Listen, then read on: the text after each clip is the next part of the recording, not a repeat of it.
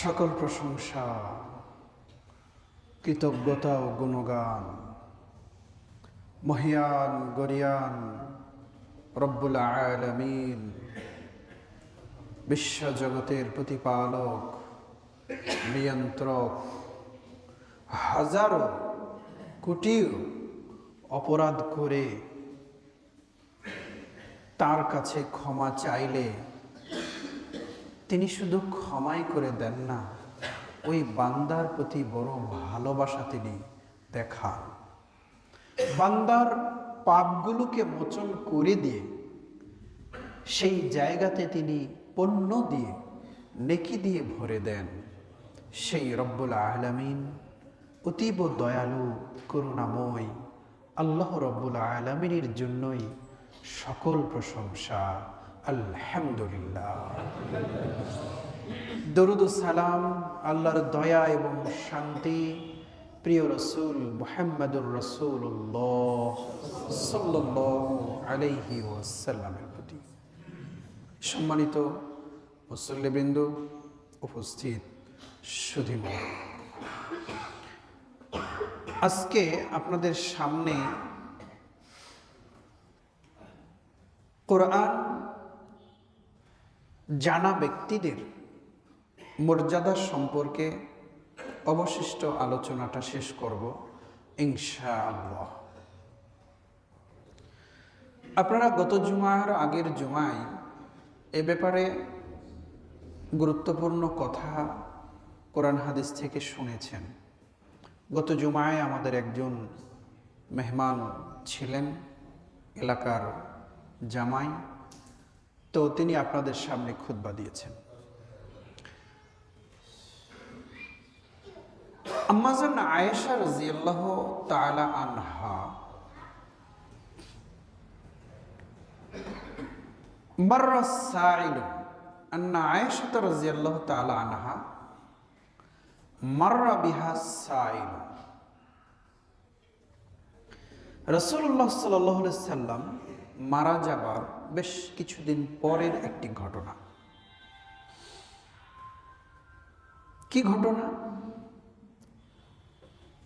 তার সামনে দিয়ে, তার বাড়ির সামনে দিয়ে একজন ভিক্ষুক চলে যাচ্ছিলেন।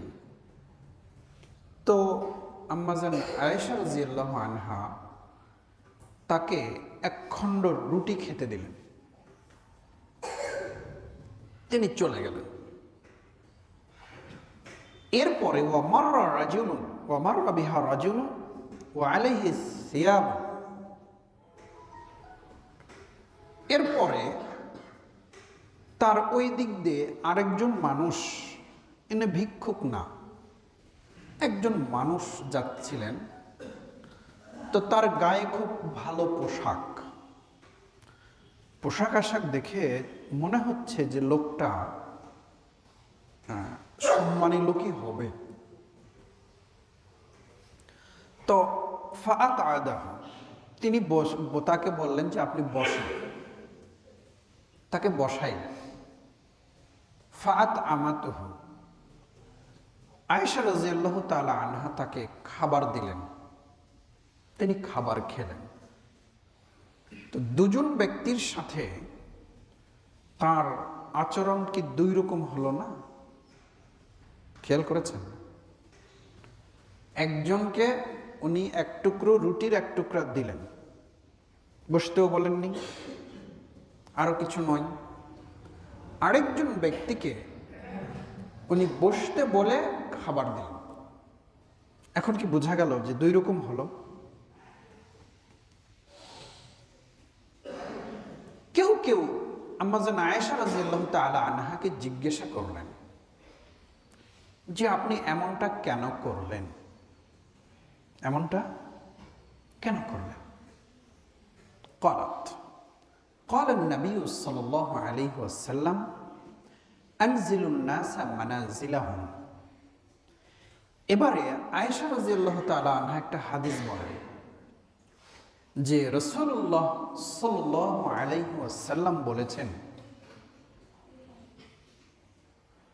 ব্যক্তির মান অনুযায়ী তাকে তোমরা সম্মান দাও। কথাটা কি বোঝা গেল? মানে আমরা বলি কি যে মানি লোককে মান দাও, মানির মান, একটা কথা বলি না যে মানির মান। তো রসুল বলেছেন আনজিলুন নাসা মানাজিলাহুম, যে যেমন সম্মানী ব্যক্তি তাকে তোমরা সেই জায়গাটা দিও, সম্মানী ব্যক্তিকে সম্মান দিও। এখন আসেন, এই বিষয়ে যখন আমি আলোচনা শুরু করি তখন প্রথম জুমায় আপনারা যেগুলো কথা শুনেছেন মনে আছে আশা করি, একটু প্রাসঙ্গিক কথা বলে নিই। উহুদের যুদ্ধে ৭০ জন শহীদ, ২ জন শহীদকে একই কবরে দাফন করা হলে রাসূলুল্লাহ সাল্লাল্লাহু আলাইহি ওয়াসাল্লাম দুজনেই তো আল্লাহর পথে জিহাদের ময়দানে শহীদ হয়ে গেছে, সুবহানাল্লাহ। তারপরেও এই যে দেখেন আনজিলিন নাসা মানাজিলাহুম, এই কথাটার মানেটা কি? মানি লোককে তোমরা মান দাও, পদমর্যাদা অনুযায়ী তাকে স্থান দাও। এই কথাটা রাসূল সাল্লাল্লাহু আলাইহি সাল্লাম পদমর্যাদা বলতে কি বুঝিয়েছেন? কে বেশি সম্মানিত? শহীদ ২ জনই হয়েছেন। তারপরে উনি কি বললেন? কাকে আগে দিবে? আইয়ুহুমা আকসারু আখিযাল লিল কোরআন, এই দুজনের মধ্যে কোরআনকে বেশি জানে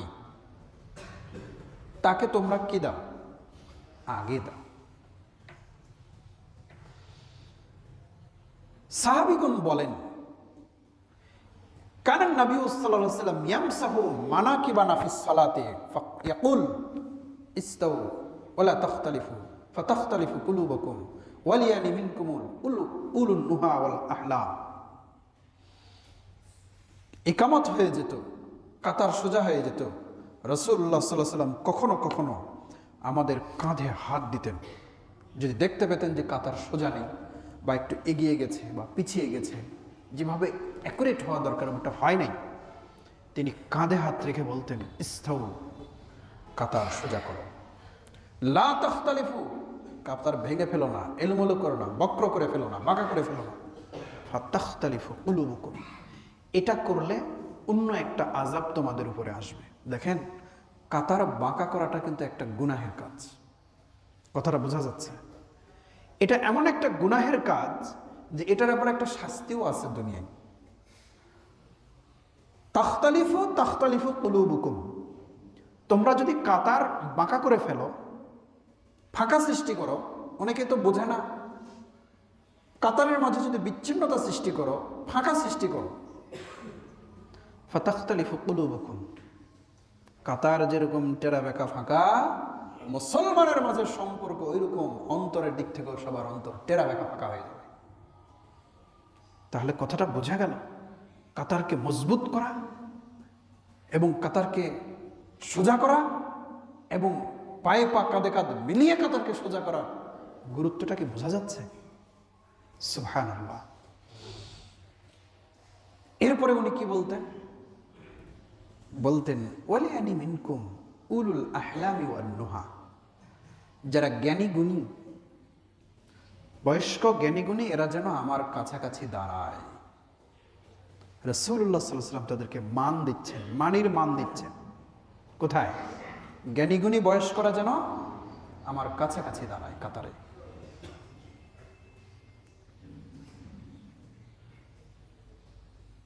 এরপরে আপনারা জানেন যে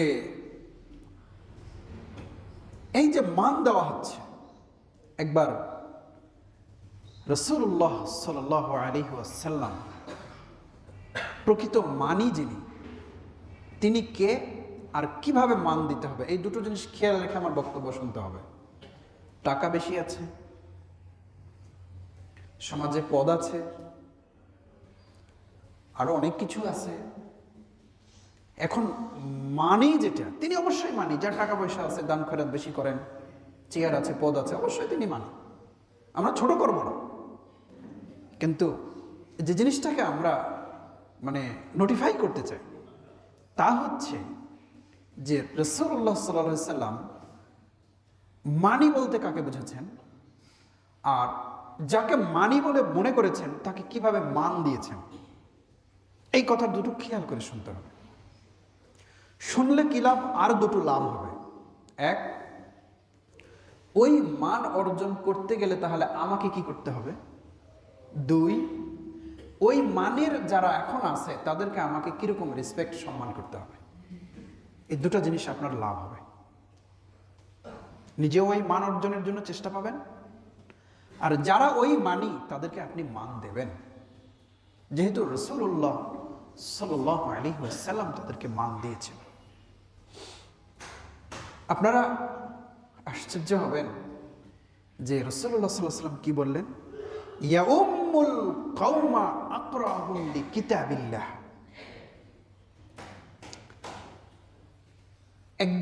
একটা কওম, একটা সম্প্রদায়, একটা গোষ্ঠী যারা সালাতে এসেছে, ইমামতি কে করবে? বললেন আকরাহুম লিকিতাবিল্লাহ। কোরআন যিনি বেশি জানেন তিনি ইমামতি করবেন। ফাইন কানু ফিল কিরাআতি সাওয়াআন ফাআলামুহুম বিসুন্নতি। যদি দেখা যায় যে কোরআন জানার ক্ষেত্রে সমান লোক পাওয়া যাচ্ছে, 2 জন 3 জন 4 জন একই রকম, তাহলে লক্ষ্য করো ফাআলামুহুম বিসুন্নতি। সুন্নত মানে হাদিস, সুন্নত, নবীর সুন্নত কে বেশি জানে তাকে ইমামতি করতে দাও। ফাইন কানু ফিস সুন্নতি সাওয়ান ফাআকদামুহুম হিজরাতান। যদি সুন্নত জানার ক্ষেত্রেও সমান দেখা যায় তাহলে দেখো তো কে হিজরত আগে করেছে। ফাইন কানু ফিল হিজরাতি সাওয়ান ফাআকদামুহুম সিন্নান। যদি এক্ষেত্রেও সমান হয় তাহলে এগিয়ে যাবে বয়স এর দিক থেকে, যিনি এগিয়ে তিনি ইমামতি করবে। তাহলে বয়স্ক ব্যক্তি ইমামতি করবেন, তার মানে বয়স্ক ব্যক্তির একটা সম্মান আলাদা আছে, বোঝা গেল? নবী দিয়েছেন, কিন্তু তার উপরে মর্যাদা দিয়েছেন হিজরতকারী, তার উপরে মর্যাদা দিয়েছেন যিনি সুন্নাহ বেশি জানেন, তার উপরে যিনি যাকে প্রায়োরিটি দিয়েছেন, প্রাধান্য দিয়েছেন, যিনি সবচেয়ে বেশি কোরআনুল কারীম জানেন। এই কোরআন জানা মানুষটাকে রাসূলুল্লাহ সাল্লাল্লাহু আলাইহি ওয়াসাল্লাম এটা এমন একটা উনি ফরমান জারি করে গেছেন, কিয়ামত হয়ে যাবে, মুসলমান যদি 2টাও থাকে 5টাও থাকে, নামাজ যদি হয়, তাহলে রাসূলের এই হাদিস কিয়ামত পর্যন্ত বাস্তবায়ন হবে। এবং হয় যে কোরআন বেশি জানে আমরা তাকে কি করতে দেই? ইমামতি করতে দেই। এটা রাসূলুল্লাহ সাল্লাল্লাহু আলাইহি ওয়াসাল্লাম এটা এই পদে উনি নিয়োগ দিয়ে গেছেন। আপনি চাইলেই তাকে আর বরখাস্ত করতে পারবেন না, সরকার পরিবর্তন হলেও। ওই যে একটা পদ সিলেক্টেড, স্থায়ী একটা সিলেক্টেড পদ, আর এটা সিলেক্ট হয়েছে মুহাম্মদুর রাসূলুল্লাহ সাল্লাল্লাহু আলাইহি ওয়াসাল্লাম। তাহলে দেখেন তো কোরআন জানা মানুষদেরকে রাসূলুল্লাহ সাল্লাল্লাহু আলাইহি ওয়াসাল্লাম কিভাবে মানি মনে করেছেন এবং তাদের মানটাকে কিভাবে রেখেছেন। এইবারে আসেন বুখারীতে বর্ণিত একটা হাদিস। এক সাহাবী বলেন যে আমরা ইসলাম গ্রহণ করেছি মক্কা বিজয়ের পরে। তো আমাদের বাড়িটা ছিল এমন একটা জায়গায় যে ওখানে আরব এলাকায় তো পানির ব্যবস্থা তো কম তখন, এখন কৃত্রিম অনেক ব্যবস্থা হয়েছে। তা একটা কুয়া ছিল, তো পানি যেখানে মানুষজনের ভিড় সেখানে ওই কুয়ার পাশে আমাদের বসত ছিল। তো লোকজন, আরবের লোকজন এদিক দিয়ে যাতায়াত করে, তো বহু লোকের সমাগম। তো লোকজন জিজ্ঞেস করতো, আচ্ছা যে লোকটা নবী দাবি করছে ওর এখন বর্তমান কি অবস্থা, এখন সে কোথায়, সে কি বলছে। লোকজন কিছু কিছু লোক ভালো বলে, তারা আবার কিছু কোরআনের আয়াত যেগুলো তার উপরে নাজিল হয়েছে, কিছু মুসলিম ওরা এটা মেমোরাইজ করেছেন, মুখস্থ করেছেন, সেগুলো শোনায় দেন। তো এই সাহাবী বলেন যে তারা যে কথাগুলো নবীর ব্যাপারে বলেন, এগুলো আমি খুব মনোযোগ দিয়ে শুনি। আর ওরা যে কোরআনের আয়াতগুলো পাঠ করে, যে এগুলো নাকি আল্লাহর পক্ষ থেকে নাজিল হয়েছে, যে তেলাওয়াত করে, তো ওদের তেলাওয়াত শুনে শুনে সাহাবী বলেন যে আমার বুকে একবারে গেঁথে যায়, আমি এরকম করে এগুলোকে মুখস্থ করে নিছি। তার লোকজন মনে করলো যে মক্কা যদি বিজয় হয়েই যায়, তাহলে তিনি তো সত্য নবী প্রতিষ্ঠিত হয়েই গেল, তাহলে তার আমাদের ইসলাম গ্রহণ করতে তার দ্বিধা নাই। অনেক দূরের অনেক কাবিলা, অনেক গোত্র দূর দূরান্তের আছে, তো তারা একটা যুদ্ধ চলছে, জানে কি হয় না হয়, তার অপেক্ষায় আছে, দেখি ফলাফল কোন দিকে যায়।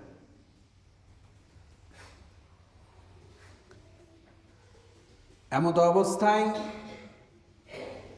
মক্কা বিজয় হয়ে গেল।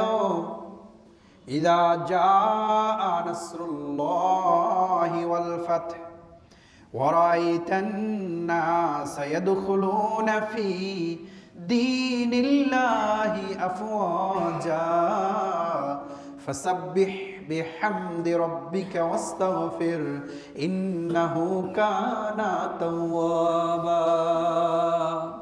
মক্কা বিজয় হয়ে গেল, লোকেরা দলে দলে ইসলাম গ্রহণ করলো। ওই সাহাবী বলেন, আমার মক্কা যেদিন বিজয় হয়ে গেল, আমার যে কওমে, যে গ্রামে আমার বাড়ি, ওই গ্রামের লোকজন তো গেল, তবে আমার বাবা সবার আগে যে রসুলের কাছে যে ইসলাম গ্রহণ করে,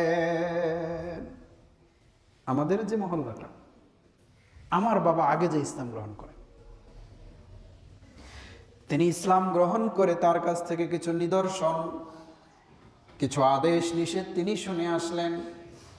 এসে জনগণকে বললেন, আমি আল্লাহর কসম করে বলছি, জিতু মিন নবিয়্যিন হাক্কিন, আমি একজন সত্য নবীর কাছ থেকে আসলাম, কোনো সন্দেহ নাই তিনি সত্য নবী।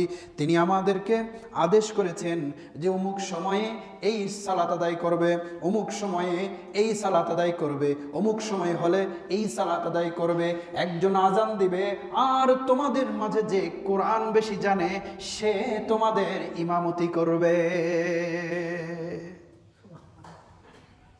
এটা আমার বাবা বললেন। লোকজন সব ইসলাম গ্রহণ করে ফেলেছে। কেন? সালাতের তো আপনার দিনে 5 বার, 10টার দিকে ইসলাম গ্রহণ করলে তো 12টা 1টার দিকে তো আবার জোহর, এরপরে ইসলাম গ্রহণ করলে তো আবার আসর, বিকেলে ইসলাম গ্রহণ করলে তো আবার মাগরিব সামনে, সালাত আছে তো। তো তিনি বলেন, সালাতের ওয়াক্ত হয়ে গেল, সালাতের ওয়াক্ত হয়ে গেল। আজান দিলেন আমাদের গ্রামের কেউ, সমস্যাটা শুরু হয়ে গেল, ইমামতি কে করবেন, কে ইমামতি করবেন? তো ওই নতুন তো সবাই মুসলমান হয়েছে, এ ওর দিকে তাকাই, ওর দিকে তাকাই, ওর দিকে তাকাই। তো এই সাহাবী বলেন যে লোকজন দেখলেন যে আমার যে কোরআন আর বেশি কেউই জানে না। কেন? ওই যে লোকজন আসতো, কোরআন পাঠ করতো কুয়ার পাশে, শুনে শুনে মুখস্থ করতেন। উনি বলেন,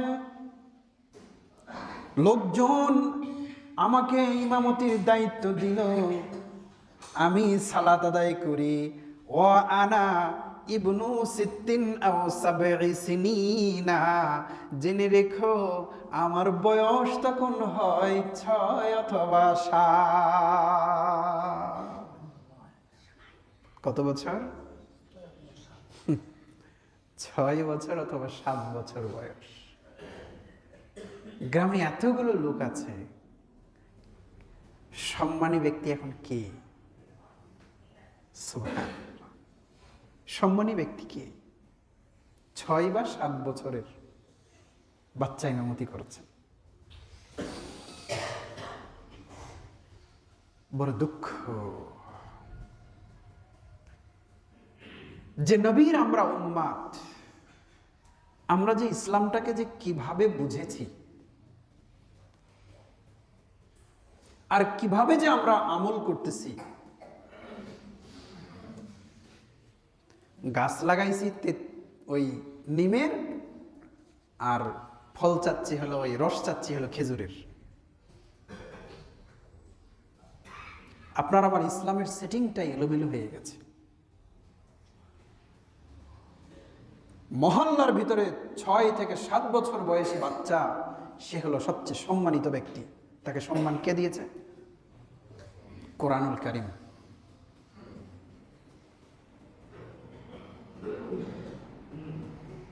যারা কোরআন জানে, আমাদের সমাজে সবচেয়ে যারা নিগৃহীত, অসহায়,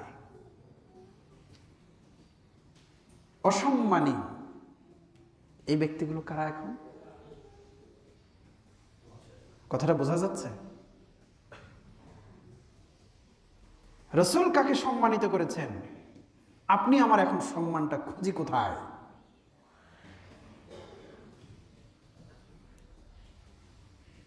দরিদ্র শ্রেণীর ভিতরে কোরআন চলে গেছে। সমাজের যারা এলিট, যারা মানিগুণী লোক,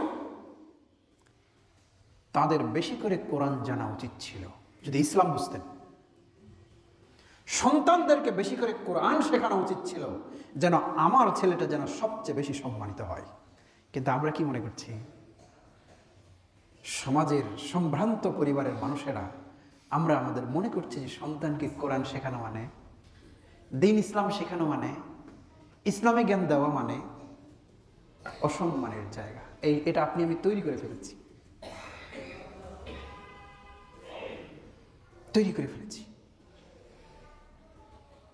সবাই মিলে, আমি না, আপনি আমি সবাই মিলে এইটাকে বানিয়ে ফেলেছি।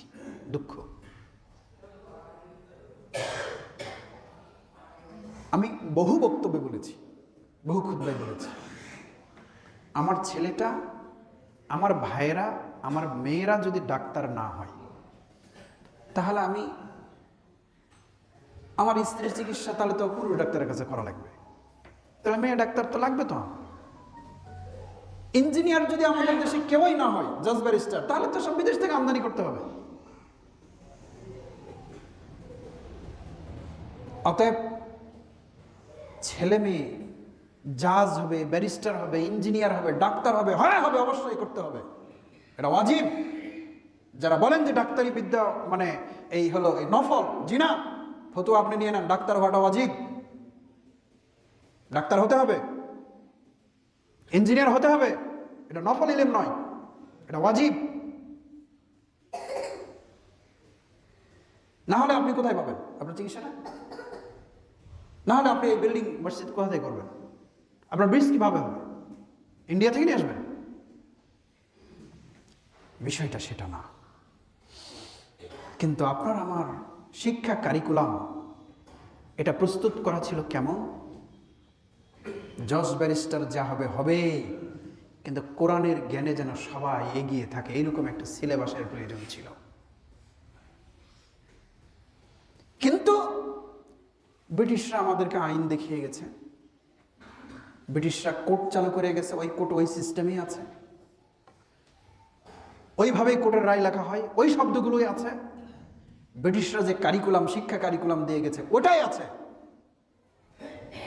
আর জাতি বলছে যে আমরা স্বাধীন হয়েছি। একটা মূর্খ সম্প্রদায় ব্রিটিশকে রেখে বলছে যে আমরা স্বাধীন হয়েছি। হাত বদল হয়েছে, আপনি এটা বলতে পারেন। কি হয়েছে? হাত বদল হয়েছে, আপনি এটা বলতে পারেন। এই কথার সাথে আমি একমত যে হাত বদল হয়েছে, কিন্তু স্বাধীন হয়েছি, আপনি কিসে স্বাধীন হয়েছে?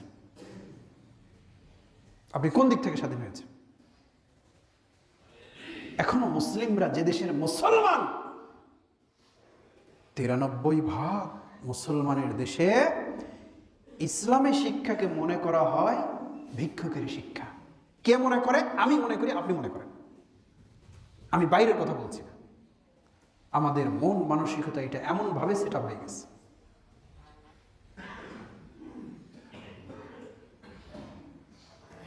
এই মানসিকতা যে আপনার আমার তৈরি হলো, এই মানসিকতা থেকে বের হতে কেন পারছেন না?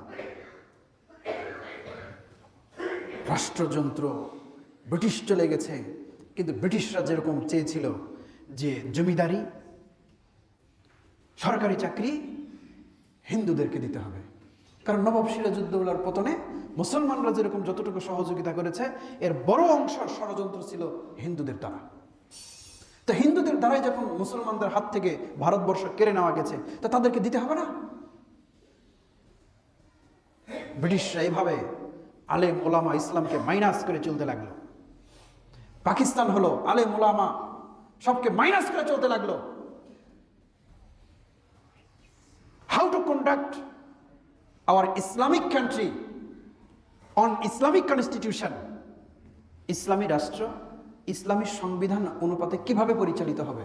আপনারা জানেন এই 23 বছর, মানে 71 থেকে এই 1947 থেকে 71 পর্যন্ত যে বছরটা, এই এতদিনের ভিতরে একটা ইসলামিক কনস্টিটিউশন, একটা মানে দেশের একটা সংবিধান, ইসলামী সংবিধান রচনা করতে পারেনি পাকিস্তান।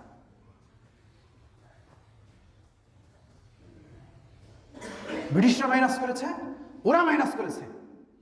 স্বাধীনতার স্বপ্ন নিয়ে যখন বাংলাদেশ হলো, এর প্রেক্ষাপট এখন আপনি আমি দেখেন প্রত্যেকটা ক্ষেত্রে কোন কোন জায়গায় ইসলামী শিক্ষাকে, আলেম ওলামাকে কোন পর্যায়ে এতদিন লাগে এগুলো পরিবর্তন হতে, কিভাবে সব জায়গা থেকে মাইনাস করে করে রাখা হয়েছে। আর আপনাকে আমাকে কি করে বোঝানো হয়েছে যে এটা জঙ্গিবাদ, এটা এই হয়েছে, এটা ও হয়েছে, এটা মোল্লা, এটা মানে যত খারাপ ন্যারেটিভ আছে এগুলো আপনার আমার ভিতরে দিয়ে কেমন করে জাতিটাকে এখনো ওইভাবেই চলছে, পরিবর্তন হয়নি। এই জন্য বলছিলাম যে হাত বদল হয়েছে, স্বাধীন হননি।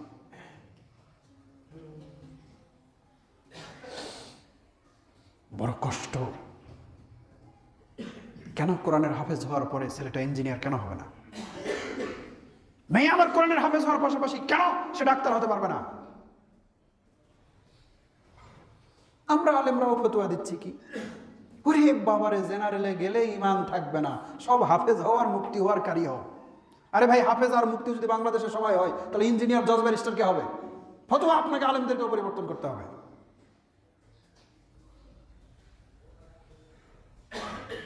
ব্যালেন্স নিয়ে আসতে হবে। ইসলামী শিক্ষা যেরকম থাকবে, জাতির কল্যাণে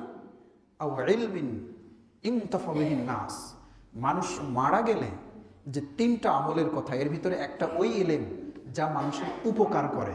তা মানুষের উপকার করার এই হুজুররা আমরা ব্যাখ্যা করেছি মানে কোরআন হাদিস। আরে কোরআন হাদিস তো 1 নম্বরে, আরও যেগুলো উপকার করে, যত মানুষ উপকৃত হয় সব এলেমই এই এলেম।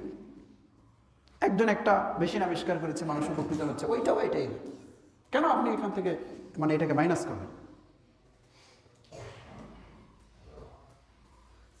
তাহলে আমার কথার মূল যে জায়গাটা, প্রিয় সুধী, এই যে কোরআনের জ্ঞান,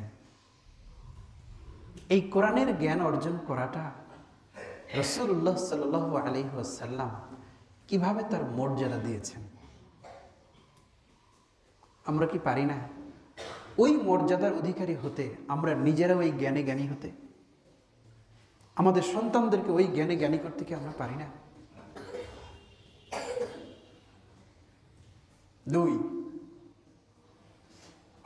এই বক্তব্যটা আপনারা যারা শুনছেন, আল্লাহ প্রদত্ত, রাসূল সাল্লাল্লাহু আলাইহি ওয়াসাল্লাম প্রদত্ত সম্মান কোরআন জানা ব্যক্তির বেশি কিনা? হ্যাঁ, মানুষ দেয় দেখ, না দেয় না দেখ, আপনি অবশ্যই কোরআনের বাহককে আপনারা কি করবেন? সর্বোচ্চ সম্মান দেবেন ইনশাআল্লাহ। ইনশাআল্লাহ আমি তো দেই, কারো বাহাবার জন্য না, কারো বাহাবার কোনো প্রয়োজন নেই। আমি যতটুকু কাজ করব, আমি কাজে সফল হয় অথবা বিফল হয়, মুমিনের তো কোনো বিফলতা কিছু নেই। আমি যতটুকু চেষ্টা করব, এই অনুপাতে আমি কার কাছে ফলাফল পাবো? আল্লাহর কাছে পাবো। আমার জায়গা থেকে আমি কি করব? আমি যদি দেখি ছোট হোক বড় হোক, কোরআন আছে, দিন আছে, আমি সবচেয়ে সম্মান তাকে দেব। এটা হলো 2 নম্বরে। আর 1 নম্বরে কি বললাম? কোরআন জানা মানুষের যদি এত সম্মান হয়, তাহলে ওই সম্মানের লোভ আপনার আমার থাকা উচিত। সেই সম্মানিতটা আপনি আমি হব, সেই এলেম চর্চা করব, সেই এলেম চর্চা করাবো, এটা একটা 5 বছর 3 বছরের বিধান নয়। আমার সেই বক্তব্যটা আমি আবার ফিরে নিয়ে আসতেছি। নবী বললেন, উতলুবুল ইলমা মিনাল মাহদি ইলাল লাহাদি। আপনারা সবাই জানেন জন্ম থেকে মৃত্যু পর্যন্ত কি ইলম অর্জন। এই হাদিসটা কার জন্য রে ভাই? এই হাদিসটা নবীজি কার জন্য বলে গেছে? এই হাদিসটা কার জন্য? আমার জন্য খালি না, আপনাদের জন্য না তো?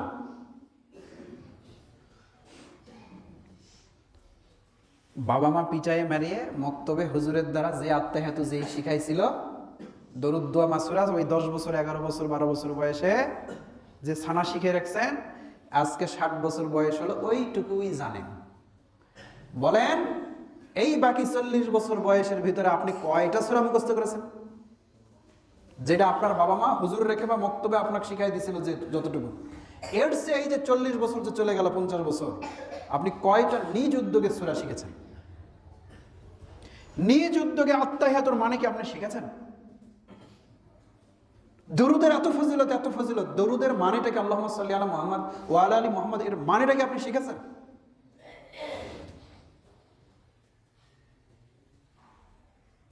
এটা আপনাদেরকে আমরা বুঝাতে পারিনি, যার ফল আপনি আমি ভোগ করতেছি। নিজে পরিবর্তন না হলে ভালো ফল পাওয়া যাবে না। এজন্য বলি ভাইজান, যেটা সম্মানের সেই জায়গা থেকে আপনি আমি এত পিছিয়ে, হায় হায় হায়। তাহলে দিন ইসলামটা কাদের জন্য? কে এই দিন ইসলামটা মানবে? বাবা মা শিখিয়ে দিয়ে গেছিল ওই যতটুকুন সূরা, আর ওই আত্মাহাতু ওই পর্যায়ে থেকে গেল। আপনার ধিক, আপনার লজ্জা হওয়া উচিত। এতদিন আপনি এত কিছু করতে পারলেন, এত শিক্ষিত হতে পারলেন, এত টাকা পয়সা অর্জন করতে পারলেন, একটা ব্যবসা বাণিজ্য করতে পারলেন, কিন্তু আপনি আর একটা সূরাও বেশি মুখস্থ শিখেন নাই। আর ওই যে সূরাগুলো আপনি নামাজে পড়েন, সালাতে আদায় করেন, এগুলোর মানেও আপনি শেখেন নাই। আপনার কি বৃদ্ধি পেয়েছে বলেন তো? কি করেছেন আপনি?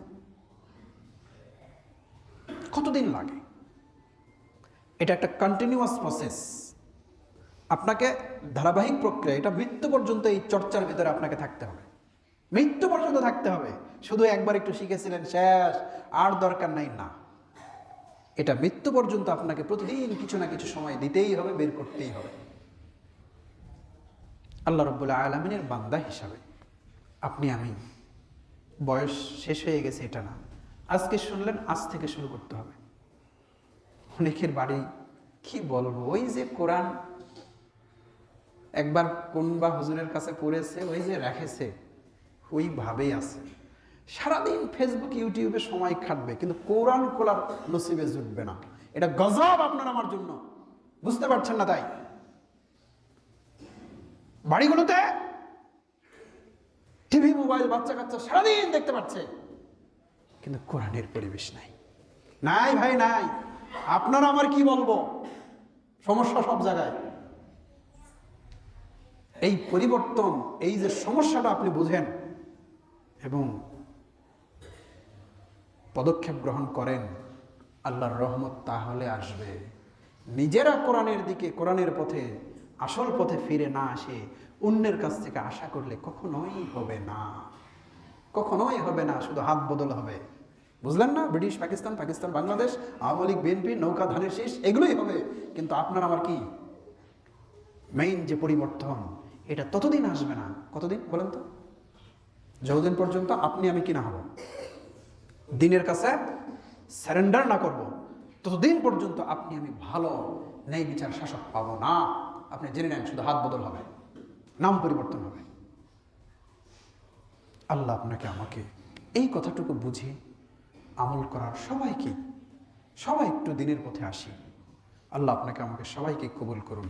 একবার দিল থেকে বলেন আল্লাহুম্মা আমিন। আর আজ থেকে পদক্ষেপ গ্রহণ শুরু হবে, নিজ এবং ফ্যামিলি। নিজে কোরআন হাদিস নিয়ে বসতে হবে, ফ্যামিলিকে, স্ত্রীকে, ছেলে মেয়েকে ওই গ্রুপ স্টাডি করা। আমরা যেরকম গ্রুপ স্টাডি করতাম, ওইরকম গ্রুপ স্টাডি। এখন সময় কত, দিনের মধ্যে একটা রুটিন করে নেবেন যে অমুক জায়গায় প্রাইভেট এতটাই, খাওয়া এতটাই, স্কুল এতটাই, বাসায় পড়া এতটাই, আর আধা ঘন্টা কোরআন প্র্যাকটিস সবাই মিলে পরিবারে হবে। কটা থেকে কটা একটা সময় নিজেদের পরিবারে একটা ঠিক করে নেবে, ওই সময় সবার কাজ হবে সবাই মিলে এক জায়গায় জড়ো হওয়া। এমনও আছে, আমাদের অনেক বৌমা আছে যে স্বামী ছেলে মেয়ের চেয়ে বাবার বাড়িতে অনেক ভালো কিছু শিখে আসছে, আছে না?